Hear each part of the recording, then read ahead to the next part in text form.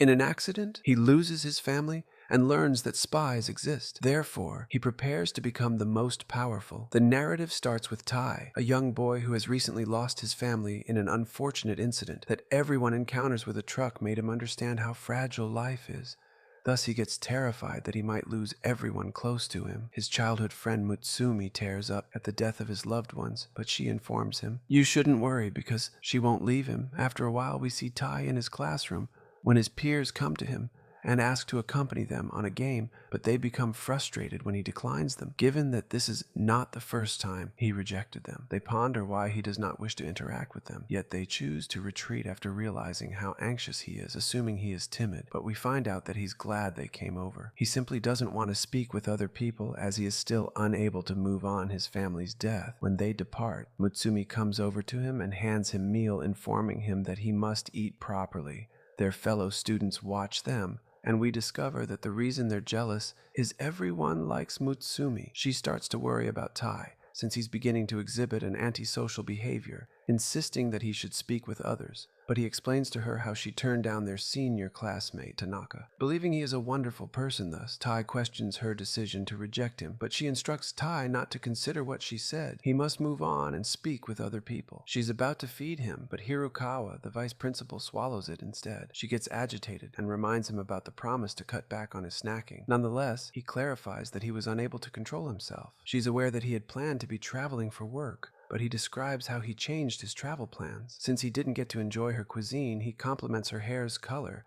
but she requests that he return to his office. He asks Tai to meet after class, he says, but Tai ponders whether he made a mistake. Entering Hirokawa's office, Tai was curious as to why he was called, but Hirokawa disclosed that he owned a collection of images of Mutsumi. He clarified that he had numerous photos of her taken, admitting he had been observing her to keep her safe from the Shadow's suitors. He also mentioned that Tanaka had asked her out, revealing that Hirokawa had beaten Tanaka and warned him not to approach her. Tai understood that he was at risk because Hirokawa is crazy. He made threats and asked Tai if he was beginning to feel something for her, which made Tai scared for his life. However, Hirokawa reassured him not to take it personally, stating that Mutsumi is his sister. However, abruptly, a girl shows up and presses a button that covers whole rooms with lights. It permits Tai to flee, and he regains consciousness. Mutsumi greets him and says that she's relieved. He's okay. He discovers that there are more people in the room. He becomes terrified and asks them who they are. Mutsumi helps him to calm down, refers to them as her siblings, shows that the female who came to his rescue is Futaba, and the rest are Shinzo, Kango, Shion, Nano, and a guard dog named Goliath. Mutsumi discloses that they're all spies. Tai finds it shocking that an entire family of spies, thus questioning whether he's being trolled. He assumes that one of Shinzo's firearms is a toy, but after discovering that, he shoots it and finds it's a real gun. They do indeed inform him that being a spy is simply regular work, and they're appearing to be freelancers, although working as spies. They seem to be having difficulty as a result of the government's, because the government services of spies are available for a lower cost. Nevertheless, Shion discloses that the family is rated highest on the internet. Kango continues,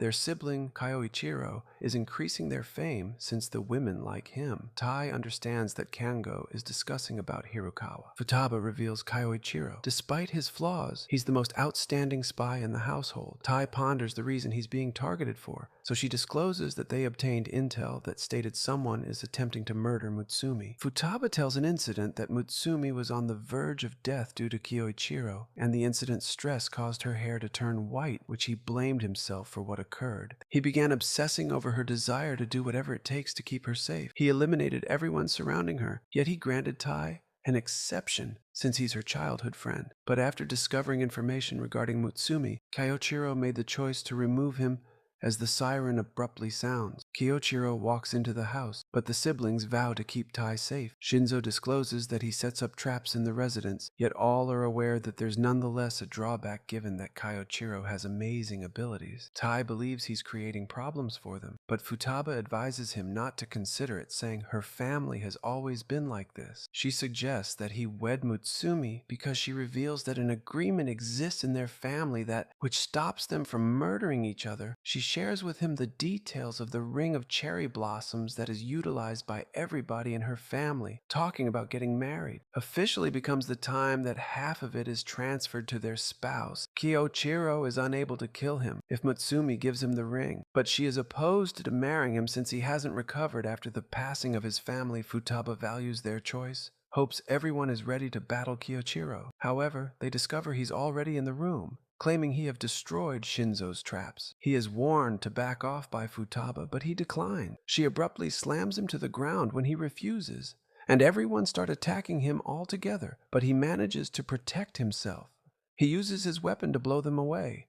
He tells them to give up Tai and threatens to demolish the house if they don't comply. Futaba charges in an effort to close the distance, although she ends up being controlled. Shion advises everyone else to retreat as she gets ready to attack, but Kyoichiro informs her that she can't compete with him. However, she calls her drones, telling them to fire, showing no concern. We switch to Tai as he concerns about the other, but Mutsumi explains to him that they're not permitted to kill family members, so everyone will be alright. She shows him a place to hide and tells him to stay there, but she senses his concern, so she gives him her word that she won't leave him. Kyoichiro manages to deal with the drone. He finds Tai and Mutsumi urging her to embrace him, but she strikes him out of the blue, so he utilizes his wires to bind her. He is aware that he's Kango disguising as Mutsumi. He takes off the mask. He also knows that Mutsumi pretends to be Tai, and Tai is shown observing them as he realizes she's in trouble. She takes off her mask, requesting that he leave Tai alone since he's not attempting to murder her, and he accepts this, but he informs her that she is unable to leave the house, saying it's dangerous outside. He clarifies that he's intending to remove anyone who gets close to her so that no one could hurt her. He lets himself be stabbed while he says he's ready to risk his life to keep her safe. She's going to acknowledge his condition, but Tai suddenly emerges, urging Kyoichiro to release her. He declines, telling Tai to stay away from their family. He understands that Kyoichiro is similar to him in that he's likewise terrified of losing what's valuable to him, but Tai disagrees with his method, noticing Mutsumi is suffering because of him. Tai advises her to get married, claiming he will be fine because she promised him she would never leave him. She throws him the ring as he's about to take it. Kyoichiro stops him, declaring that Tai is not going to be able to marry Mutsumi. However, he doesn't give up, and he remembers how Mutsumi took care of him every time, so he doesn't want to see her suffering caused by Kyoichiro when the siblings get there. They discover Tai wearing the ring, pledges to protect Mutsumi, so they rejoice.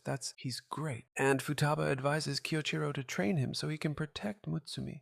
The following day, Tai is shown waking up, although he observes Kyoichiro watching him with a knife, which he barely avoids. Kyoichiro commends his reflexes, but Tai believes he's attempting to murder him once more. Kyoichiro says it's only a small portion of his instruction, stating that spies must be conscious even in their sleep. Kyoichiro says it's time to work out as he abruptly grabs Tai by the wires. We observe Mutsumi cooking their meals, but she suddenly hears Tai screaming. She goes to see how he's doing and finds Kyoichiro grabbing Tai with a wire, stretching him until Mutsumi becomes enraged. Kyoichiro chooses to halt and looks at the time, understanding they must depart, so he grabs them abruptly, and they leap out of the window when the house blows up instantly. Tai is curious about the situation, and Kyoichiro reveals that a bomb was set up in the home. They are seen driving, and Shinzo gives Kyoichiro a report, claiming there was a bomb in the kitchen, so Mutsumi was the intended victim. Tai questions why Kyoichiro knew that someone would seek to kill her. Explaining Mutsumi as the 10th head of the Yozakura family, Kyoichiro continues how the Yozakura family is related through the Edo period ninjas. Their descendants are all superhuman, but there's only one common individual who is born as the head, despite the fact that they are incapable. They possess the superhuman gene inside themselves, and their children will be able to have abilities. Therefore, it is the responsibility of the family to keep Mutsumi safe so they can carry on their bloodline. As Kyoichiro reveals there's a lack of concern for the bloodline, all the siblings want is to keep Mutsumi safe. Kyoichiro explains, at some point, Mutsumi will appear as a leader of the Yozakura household in the underworld. Therefore, her current task is to become familiar with the world, but it also provides their foes with the possibility of targeting them. Suddenly, an attack comes from behind and Tai is horrified. However, Kyoichiro informs him that the car is bulletproof. The men begin firing with larger weapons, however, the car dodges easily. Kyoichiro worries about leaking his tea, telling the driver to drive more smoothly, and Goliath is seen operating the car. Tai finds this unbelievable. Then the men begin launching missiles towards them. However, Goliath is able to avoid it. After Kyoichiro spills his drink, he leaves to handle things on his own. He swiftly uses his wires to stop their gunfire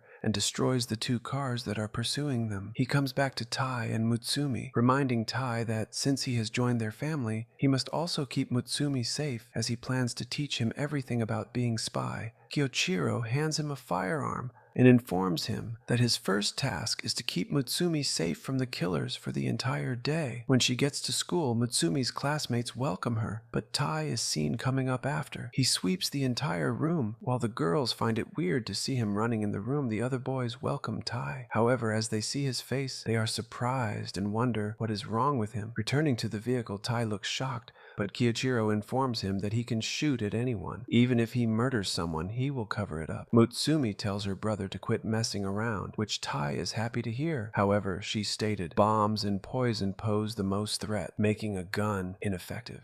He is advised to keep an eye out for Tamiya. A bomber, his bombs are excellent, and Kyoichiro had used his services previously. Tai questions why Tamiya would turn against him, but Kyoichiro says it is normal for those in that field of work to switch sides for more money.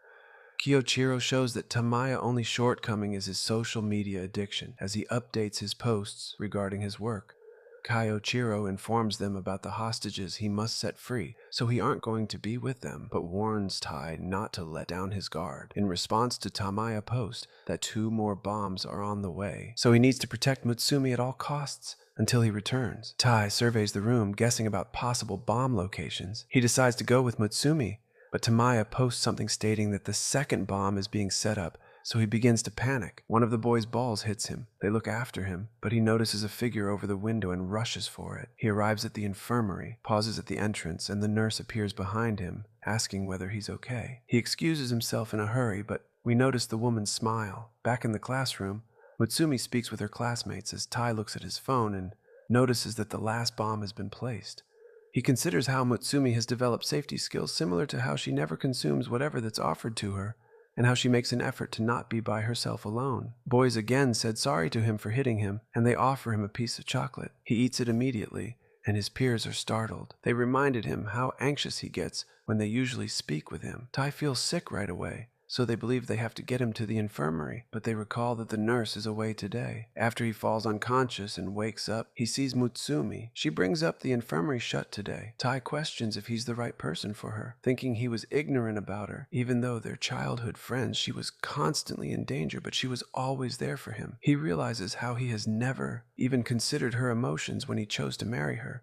But she suddenly gives him a bonk, saying she was the one. She thanks him for choosing her and getting married to her. Tai is pleased to learn this. Nonetheless, he abruptly discovers a bomb over the ceiling. Then the bomb explodes. The boys ponder the sound, believing it has to be an experiment conducted by the science club. We witness a lady in Nano examining the burst, and it becomes clear that she was actually Kango. Tai and Mutsumi survived. And Tai questions how Tamiya is able to set up the bomb when they were only in a random room, though he recalls how the infirmary was closed. So this was the next best spot for someone to take rest. He realized that Mutsumi had been targeted by his actions, and he discovers the 3rd bomb on his body. He understands that Tamiya declared his intentions deliberately so that Tai remained by Mutsumi's side, leading to he has the bomb that would destroy her. There are not many seconds left, and Tai leaps out of the building to avoid Mutsumi, but abruptly, Ichiro grabs him and disarms the bomb and congratulates Tai. As he completes his mission, Mutsumi wonders what he intends to use the bomb for, so he discloses he plans to return it to its owner. Nano and Kango show up alongside Shinzo. Mutsumi discover they were all here. Kango claims they were merely observing Tai's first mission. Shinzo hands over Tamiya, who begs for mercy. Even so, Ichiro throws him from the building. When he explodes, everyone is in awe.